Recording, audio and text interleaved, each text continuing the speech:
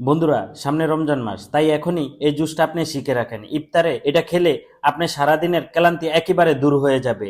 এই জুসটা আমরা রেস্টুরেন্টে বলে থাকি লেমন মিন্ট জুস। ফার্স্টে এখানে পুদিনা পাতা দিয়ে দিলাম, আমার এখানে 2 গ্লাস পরিমাণ জুস করব। তারপরে এখানে লেবু রস দিয়ে দিলাম, আমার এখানে বড় সাইজের 2টা লেবু রস এখানে দিয়ে দিলাম। তারপরে এখানে চিনি দিয়ে দিব।